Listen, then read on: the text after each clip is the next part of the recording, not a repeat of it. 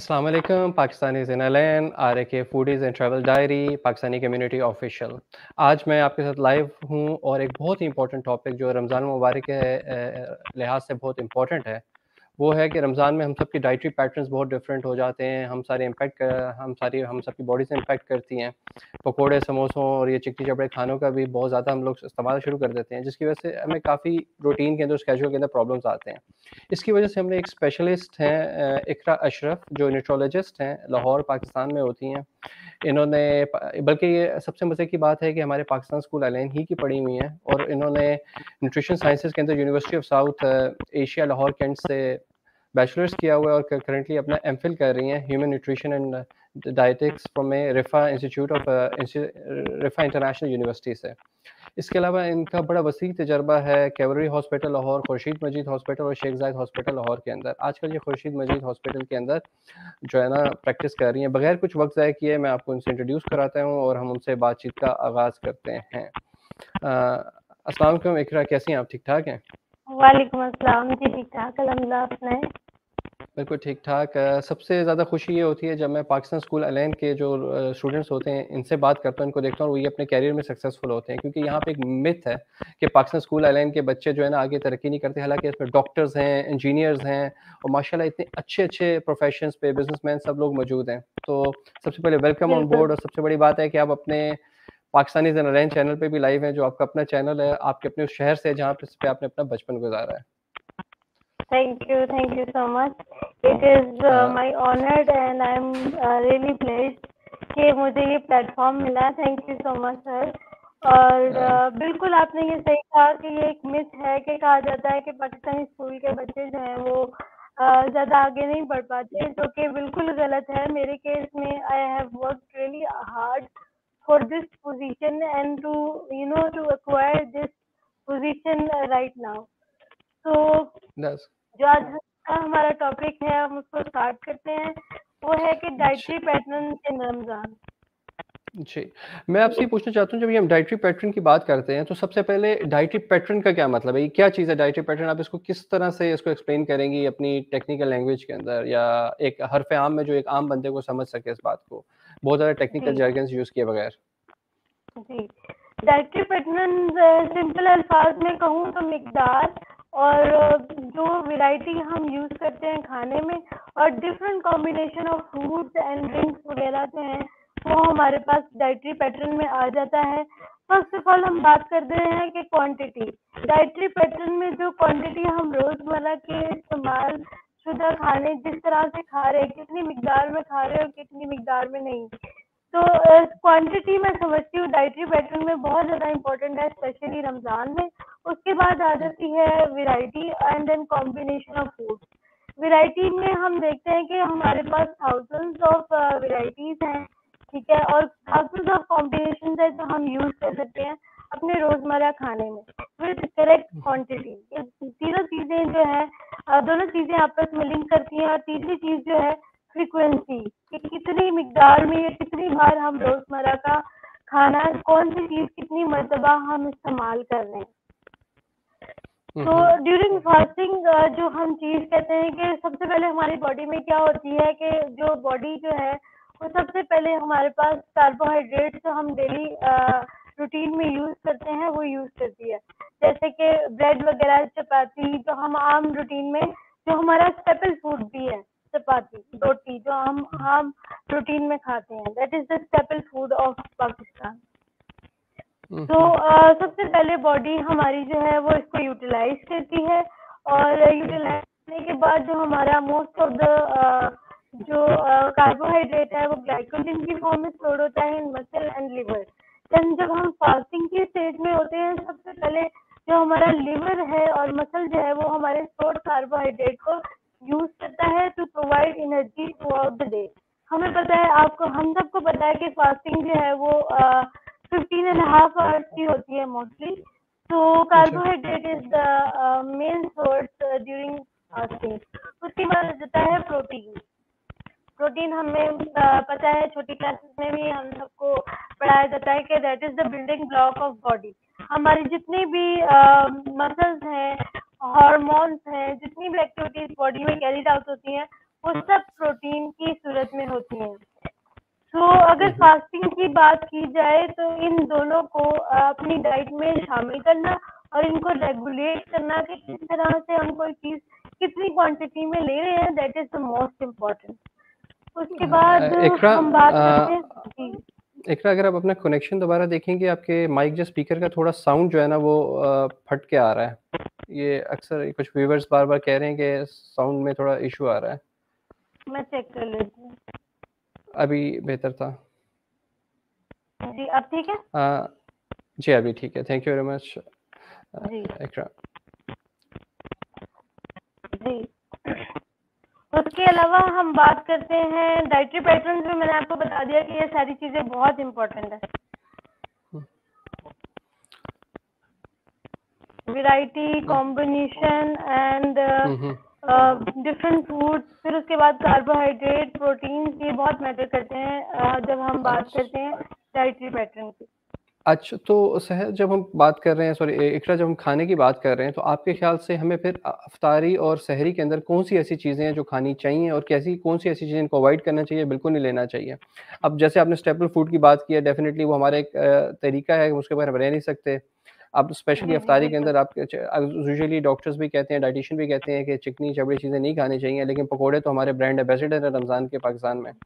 तो जी, बिल्कुल। इसको किस तरह से एडजस्ट और पैटर्न को किया जा सकता है मैनेज? इसको इस तरह से मैनेज किया जा सकता है कि हम इसको समोसाज या पकोड़ा ना बना लें, बहुत ज़्यादा क्वांटिटी में ना लें। एक सेट मिकदार कर लें कि 1 to 2 क्वांटिटी, यानी एक समोसा या एक पकोड़ा एट अ टाइम। जो हम बहुत ज़्यादा ये कंज्यूम कर लेते हैं ना, that is really unhealthy for our body. Like combination of a lot of fried food, deep fried food जो है वो बहुत हार्मफुल है। और जैसे कि हम डाइटरी पैटर्न की बात कर रहे हैं, तो एक से या दो चीज़ें को कंबाइन करके खा लेना, that is enough for the day. और क्योंकि हम लोगों ने फास्टिंग की होती है इतना टाइम, तो जितना हम जो फास्ट फूड है या डीप ऑयल फ्राइड फूड है वो लेंगे, तो हमारा गट डेफिनेटली डिस्टर्ब होगा। तो हम आगे भी तो डिस्कस करेंगे कि क्या सिम्टम्स होते हैं। अच्छा, तो सहरी में आपके मुताबिक क्या खाना चाहिए जो हाई ग्लाइसेमिक भी हो, लॉन्गेविटी में आपको भूख पे और प्यास से भी थोड़ा दूर रखे, और क्या चीज़ें अवॉइड करनी चाहिए डायरेक्टली सहरी की अगर हम बिल्कुल। बात करें तो? शहरी में बात करें तो जैसे स्टेपल फूड की मैंने बात की थी, रोटी तो आपने डेफिनेटली कंज्यूम करनी है, उसको आपने स्किप नहीं करना। और रोटी आप कंज्यूम कर सकते हैं, आप योगर्ट ले लें।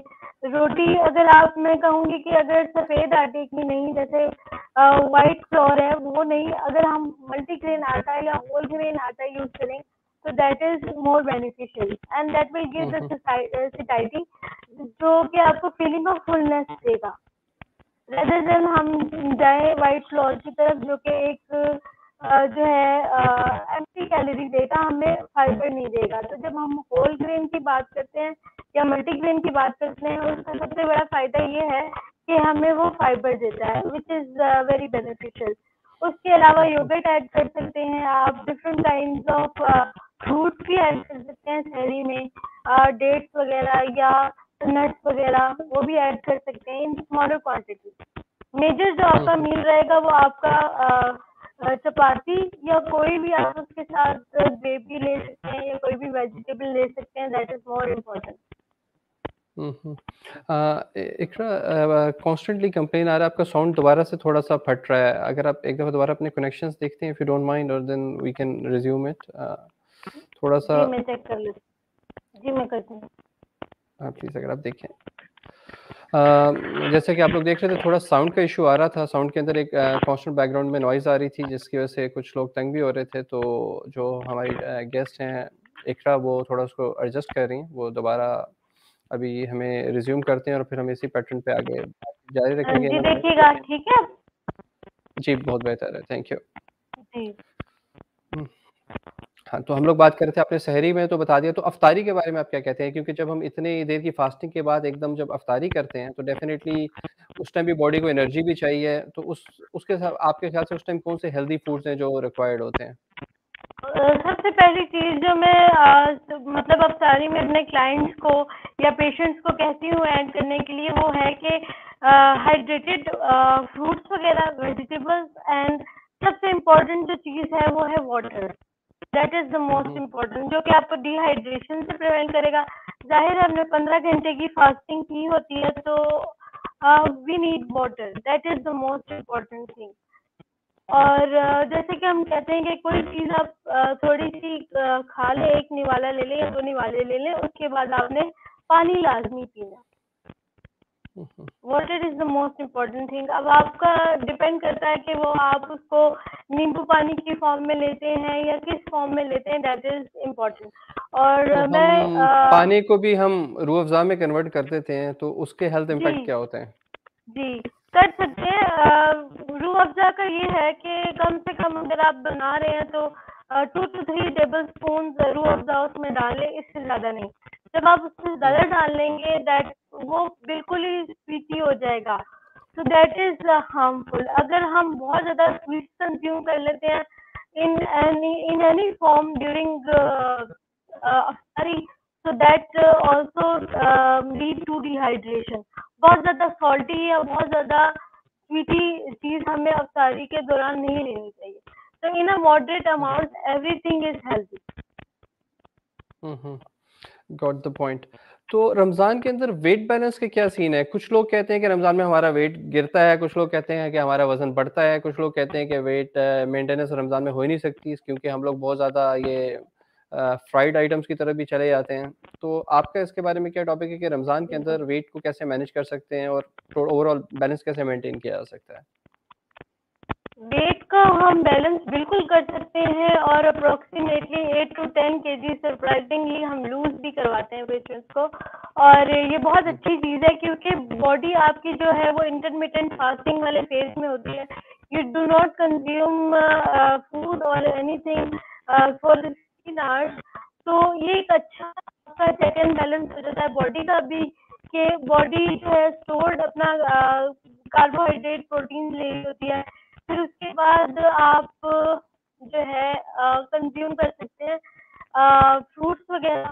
और होल मल्टीग्रेन आटा जब आप यूज़ करते हैं, सब एक चीज़ आप मिकदार में यूज़ करेंगे ना, तो आपका वेट जो है वो रेगुलर होगा। जितनी आप फ्राइड आइटम या सेडेंटरी लाइफस्टाइल मेंटेन करेंगे अपना रमज़ान में, उतना आपका वेट गेन होगा। अगर आप सारी चीज़ों को एक मिकदार में, एक बैलेंस में लेके चलेंगे, तो that will be more beneficial और आप वेट लूज कर सकते हैं, डेफिनेटली कर सकते हैं। उसके अलावा हम बात करते हैं पोरिज वगैरह की, राइस वगैरह की। एक क्वेश्चन आया, मैं आपसे अगर वो पूछना जी। चाहूँ, हमारे किसी उन्होंने पूछा है कि अगर मैं 1 पियर, 1 एप्पल, 1 बनाना, 1 ऑरेंज, 2 डेट्स और आधा चिकन बारबेक्यू और 2 ग्लास ऑफ वाटर लेता हूँ अफ्तारी में और कोई कार्ब्स नहीं लेता, तो ये सेहत के लिए इसका क्या इम्पैक्ट होता है? बिल्कुल, ये बिल्कुल हेल्दी है, आप इसको ले सकते हैं। क्योंकि अगर आप इसको मैं कहूँगी कि सैलेड की फॉर्म में आप यूज़ कर रहे हैं, आप फ्रूट्स भी ले रहे हैं, आप उसमें चिकन भी डाल रहे हैं, so that is very healthy. ज़रूरी नहीं है कि आप हर मील में कार्बोहाइड्रेट्स ऐड करें। आप यूजुअली सैलेड्स वगैरह में कार्बोहाइड्रेट्स नहीं ऐड करते। प्लस जो आपका आप चिकन ऐड कर रहे हो, जो फ्रूट्स आप ऐड कर रहे हो, वो भी टू सम एक्सटेंट आपको फ्रूट स्पेशली जो बनाना है, एप्पल है, पियर है। पियर का देखा जाए तो उसमें भी एडिड फाइबर होता है, जो कि कार्बोहाइड्रेट टू सम एक्सटेंट उसमें प्रेजेंट होता है। टू सम एक्सटेंट जो है फाइबर जो है वो आपकी रिक्वायरमेंट को पूरा करता है, अगर कार्ब्स ना भी हो तो। They give you satisfaction, they give you feeling of fullness. तो ये बिल्कुल हेल्दी ऑप्शन है, you can go for it. There is no harmful anything in it, यानी इसमें कोई बुराई नहीं है। ग्रेट। तो एक और साहब पूछ रहे हैं कि I am healthy and still losing 400 gram daily, सहरी में सिर्फ पानी पीते हैं, इसके बारे में आपका क्या ओके, ओपिनियन है? शहरी में सिर्फ पानी पीना मेरा नहीं ख्याल कि ये एक हेल्दी ऑप्शन है। मैंने जैसे बात की कि पानी तो पीना ही पीना है, डेफिनेटली आपने वो पीना है। साथ में आपने कॉम्बिनेशन ऑफ मील्स को लेके चलना है, लाइक उसमें टू सम एक्सटेंड कार्बोहाइड्रेट्स भी हो, फैट्स भी हो और प्रोटीन भी हो। अगर आपने कार्ब नहीं लेना तो आप फ्रूट्स सैलेड बना लें, जिसमें आपने ऑलिव ऑयल की ड्रेसिंग की हो 1 to 2 टेबलस्पून, तो ये भी एक अच्छा सहरी का ऑप्शन है। फिर आप उसमें योगर्ट ऐड कर सकते हैं, फ्लेवर्ड योगर्ट ऐड कर सकते हैं, लेकिन फ्लेवर्ड योगर्ट अगेन वो स्वीटनर्स में आ जाएगा। तो अगर आप 1 to 2 टेबल स्पून अगर उसमें ऐड करते हैं तो उसमें कोई बुराई नहीं है, लेकिन आपने कुछ ना कुछ खाना है, क्योंकि आपने बॉडी को 15 आवर्स भूखा रखना है, दैट इज ऑब्लिगेटरी। तो अगर आप सहरी अच्छे से करेंगे तो अपने आप को मेंटेन कर पाएंगे, वरना आप डिहाइड्रेटेड भी हो जाएंगे और आपके अंदर एनर्जी भी नहीं रहेगी। So that is not recommended, मैं आपको रेकमेंड नहीं करूंगी। So that is Great, the great. Case. That's great. Thank you. इकरा, तो आप कुछ बता रही थी, कुछ आप ओट मील वगैरह की बात करने लगी थी, मैंने बीच में आपको खींच के दूसरी तरफ जी बिल्कुल जी टॉपिक से ऑफ टॉपिक कर दिया। जी। अब कुछ लोगों को है कि हमने मतलब रोटी नहीं खानी या हम कंफर्टेबल नहीं है, तो वो पोरिज ले सकते हैं। पोरिज का सबसे बड़ा एडवांटेज जो है वो यूएई वालों को है या मिडिल ईस्ट वालों को है कि वो हरीज कंज्यूम करते हैं। अच्छा। दैट इज मैं क्योंकि अभी फिलहाल पाकिस्तान में हूँ, so I can say that it is a blessing कि आपको एक एक फीलिंग ऑफ फुलनेस मिलती है, एक सटाइटी मिलती है, एक एनर्जी मिलती है। ना उसमें ज्यादा स्पाइसेस होते हैं, ना उसमें ज्यादा कोई ऐसी कोई ऑयल वाली चीज हम यूज करते हैं। वो एक सिंपल एक रेसिपी है और एक वो बहुत अच्छा एक ऑप्शन है जो आप सहरी में भी ऑप्ट कर सकते हो। अगर आपने रोटी नहीं खानी तो आप हाफ कटोरी या हाफ कप आप हरी से लो, साथ में आप थोड़ी सी सैलेड या योगर्ट। दैट इज परफेक्ट सहरी फॉर द पर्सन जो जिसको सालन रोटी नहीं खाना। ग्रेट। एक और क्वेश्चन आया है कि बिरयानी राइस का इम्पैक्ट क्या होता है इफ्तार में। बिरयानी भी, अगर आपने मिडिल ईस्ट की बात की है जहाँ हरीस है, वहाँ बिरयानी राइस भी बहुत ज़्यादा पॉपुलर है। बिल्कुल खा सकते हैं, हम सब कुछ खा सकते हैं। मैं ये नहीं कह रही कि आपने जो है ना ये चीजें स्किप कर देनी है, खाएं लेकिन एक मिकदार में खाएं। अब जैसे 1/3 कप जो है वो रेकमेंडेड है 6 टेबल स्पून ऑफ राइस। वो आप किसी भी फॉर्म में ले लें, वो आप पुलाव की फॉर्म में ले लें, वो आप बिरयानी की फॉर्म में ले लें। तो रेकमेंडेड जो है वो 6 टेबल स्पून राइस है। अगर आप उससे ज्यादा ले लेते हैं तो देखें वो फिर आपके गट को जो है ना वो डिस्टर्ब भी करता है। तो एकरा 6 टेबल स्पून तो हम सिर्फ टेस्ट करने के लिए इस्तेमाल करते हैं। बिल्कुल बिल्कुल, ये हम लोगों की खास तौर पे पाकिस्तानियों की या लाहौरी की बात की जाए या वाले लोगों की बात की जाए तो ये वाकई उनके टेस्ट में आता है, लेकिन रिकमेंडेड जो डाइटरी पैटर्न है वो यही है कि एट अ टाइम आप इतना खा सकते हैं, आप बाद में खा लें। फॉर द टाइम बीइंग जब आपने रोजा खोला है आप 6 टेबल स्पून राइस और मतलब 1 to 2 टेबल स्पून आप योगर्ट ले रहे हैं, उसके बाद आप नमाज पढ़ के आए, थोड़ा सा आप सैलेड ले लें, फिर आप दोबारा राइस कंज्यूम कर लें। इस तरह बॉडी को एडजस्टमेंट का टाइम मिल जाएगा। सो दैट इज एडजस्टमेंट भी बॉडी को देना, टाइम एडजस्ट करने का, that is also very important. Great. अच्छा, एक और क्वेश्चन है, एयर फ्रायर सेफ है? जी, एयर फ्राई बिल्कुल सेफ है और एयर फ्राई में ही हमें चीज़ें फ्राई करनी चाहिए बनिस्बत ये कि हम डीप फ्राइंग ऑयल किया जाए।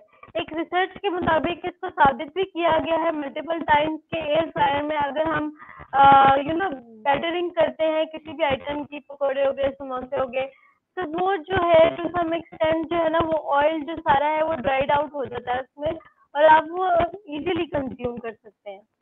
That is really safe and recommended. अच्छा, तो इकरा, ये रमज़ान में हम एक्सरसाइजेस भी कर सकते हैं आपके ख्याल से, जहाँ हमें एक्सरसाइज से इज्तनाब करना चाहिए? वैसे तो यहाँ पे काफ़ी प्रोग्राम्स चल रहे होते हैं रमज़ान में, वो इफ्तारी से पहले आपको जो है ना 1 घंटा हार्ड कोर एक्सरसाइज कराते हैं। किस किस्म की एक्सरसाइजेस बेहतर हैं, करनी चाहिए, नहीं करनी चाहिए? इसमें हम ये कह सकते हैं कि एक्सरसाइजेस बिल्कुल करनी चाहिए। जो लोग जिम जा रहे होते हैं या एक जिम रूटीन फॉलो कर रहे होते हैं उनके लिए अगर मैं बात करूं तो अगर तो वो उनका बहुत हैवी वर्कआउट वाला रूटीन होता है तो इससे इज्तनाब किया जाए। हैवी वर्क जो है वो मैं रिकमेंड नहीं करती। वॉइस डिस्टॉर्शन हो रही है जी, ये मैसेज फिर किसी ने किया है। जी, हुँ। मैं चेक कर लेती हूँ एक दफा।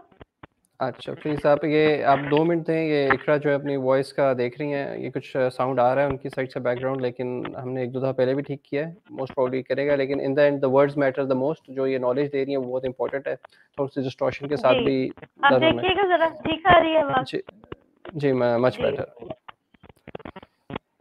तो एक्सरसाइज रूटीन जो लोग जिम जा रहे होते हैं, हैवी वर्कआउट कर रहे होते हैं, उनके लिए रिकमेंडेड ये है कि वो अपने से वर्कआउट को थोड़ा मीडियम लेवल पे ले आए, मिड इंटेंसिटी वर्कआउट कर लें। बिल्कुल ही करना that is not also recommended, specially उन लोगों के लिए जो लोग जिम जा रहे होते हैं। अब अगर वो हुँ, छोड़ते हैं ना जिम, अगर आप 1 महीना भी छोड़ोगे, लिटरली वो लोग जो हेल्दी रूटीन फॉलो कर रहे होते हैं, वो उनका एकदम स्पाइक अप होता है और वो 5 केजी गेन कर लेते हैं एकदम। हुँ। तो इस तरह भी होता है, बहुत सारे लोग रिवर्ट भी हो जाते हैं इस तरह से। तो एक मिड तो लेवल एक्सरसाइजेज आप को मैं रिकमेंड करूंगी सबको करने के लिए, जो हुँ, लोग नहीं भी करते, जो कोशिश कर रहे हैं करने की, वेट लॉस या एक हेल्दी रूटीन में आने की, Ramzan is the best time. हुँ। तो आप क्या एक्सरसाइज़ रिकमेंड करती हैं, जो आप कह रहे हैं कि आप सबको करने की करती हैं, तो आपके ख्याल से किस किस्म की एक्सरसाइज़ करनी चाहिए? कार्डियो करनी चाहिए, क्या करना चाहिए? जी, टाइप ऑफ एक्सरसाइजेज जो है वो डिपेंड करती हैं। अब कार्डियो भी कुछ लोग, मैंने जैसे कहा कि इंटेंसिटी कम कर लेना चाहिए या टाइम कम कर लेना चाहिए। जो आप वेट लिफ्टिंग कर रहे हैं उसमें वेट की इंटेंसिटी को डिक्रीज कर लेना चाहिए। अब कुछ लोग जो है वो कार्डियो नहीं छोड़ सकते, टू बी ऑनेस्ट। वो एक, तो उनको लगता है कि बहुत ही हेल्दी फील कर रहे हैं हम एक्सरसाइज करने के बाद, जो कि अच्छी बात है, होता भी यही है, आपको बहुत अच्छा महसूस होता है उसके बाद। लेकिन रमजान में ये रिकमेंडेड नहीं है, अनटिल अनलेस जो आपकी डाइट है, जो आपका वाटर इनटेक है वो बैलेंस हो, और उसके अकॉर्डिंग फिर आप अपना कार्डियो कर सकते हैं।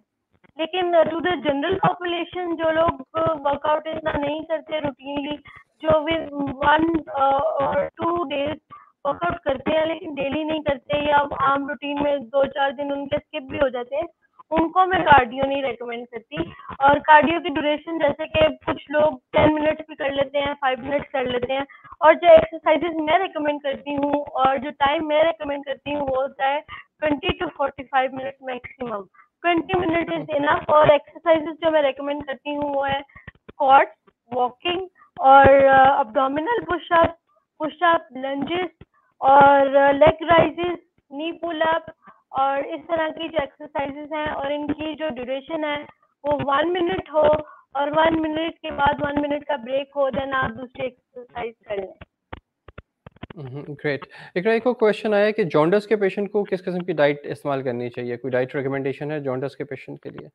जॉन्डिस के पेशेंट के लिए, अच्छा ये बड़ा अच्छा क्वेश्चन है, आई लाइक इट। तो जॉन्डिस के पेशेंट के लिए पहले तो ये देखना चाहिए कि उसको, जो उसकी लैब रिपोर्ट्स हैं, उसका जॉन्डिस किस नौयत का है। What is uh, the uh, percentage of the jaundice in your lab report. Then उसके अकॉर्डिंग ये है कि आपने जो है डाइटरी मॉडिफिकेशन डेफिनेटली करनी है।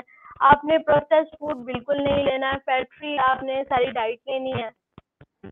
उसके अलावा जो आम रूटीन है आपकी वो ये है कि फ्रूट्स आपने बहुत ज़्यादा लेने हैं।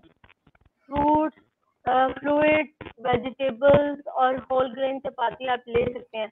लेकिन मैं इनिशियल डेज में मैं मतलब चपाती वगैरह रेकमेंड नहीं करूँगी। आप दलिया ले लें, कोई ऐसी चीज़ ले लें, इस तरह की डाइट होती है जॉन्डिस के पेशेंट की। वो अगेन उनकी नौयत पे डिपेंड करता है कि उनको कितना टाइम हो गया है या उनकी लैब रिपोर्ट्स क्या हैं, तो उसके accordingly. Great. Iqra thank you very much. आपने रमज़ान से मुतालिक हमें बहुत थैंक अच्छी यू। बातें बताई। रमज़ान से ज़रा हट के भी आपसे एक बात कर लें, एक जनरल लाइफ़ में एक हेल्दी जी, लाइफ़स्टाइल के लिए डाइटरी पैटर्न किस तरह का होना चाहिए? मतलब कि हेल्दी। एक आम बंदा है, जी, उसको ना कार्ब का पता है, ना उसको फाइबर का पता है, ना उसको किसी और चीज़ का पता है। उसको ये पता है बिरयानी की प्लेट है, ये मैं इतनी खाऊँगा या इतनी खाऊँगा, ये बूफे है तो अगर इसमें इतने खाऊँगा तो ज़्यादा फ़ायदा है, इतने खाऊँगा तो नुकसान है।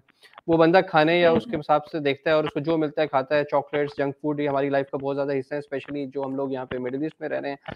कोक्स, फ़िज़ी ड्रिंक्स और ये सब चीज़ें भी हमारी डाइट का बहुत ज़्यादा। कॉफ़ी अक्सर लोग बहुत ज़्यादा पीते हैं, चाय बहुत ज़्यादा पीते हैं।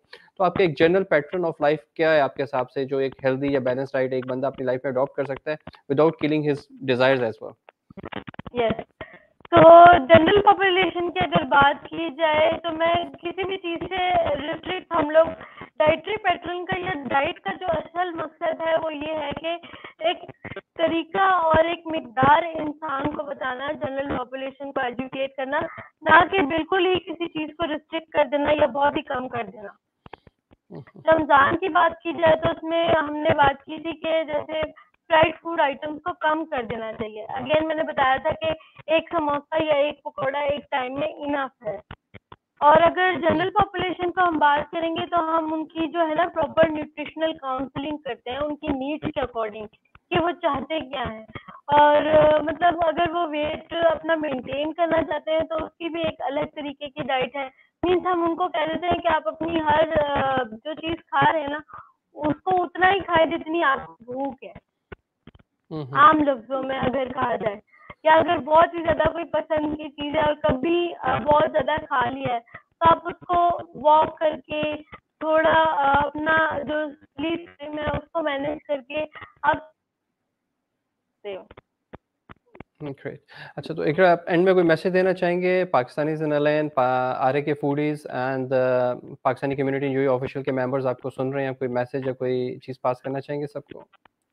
जी, मैं मैसेज ये देना चाहूंगी सबको कि eat healthy and stay healthy, practice your dietary pattern according to your needs and your desires.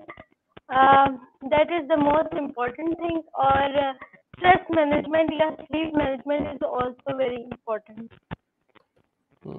Thank you very much Iqra, thank you तमाम मेंबर्स, आप सबका बहुत बहुत शुक्रिया आपने ज्वाइन किया हो। आई होप कि इस सेशन से आप लोग कुछ लर्न करेंगे। हम इकरा का भी बहुत शुक्रगुजार हैं कि उन्होंने हमें वक्त दिया। और सबसे बड़ी बात है स्पेशली पाकिस्तानी इन एलएन, आप लोगों के लिए मैं दोबारा बता रहा हूँ, ये हमारे एलएन शहर की पली बढ़ी हैं और हमारी अपने पाकिस्तान स्कूल एलएन से पढ़ी भी हुई हैं, तो ये हमारे लिए फ़ख्र की बात है कि ये यहाँ पे बैठी हैं और आज हमें इस तरह का नॉलेज भी दे रही हैं।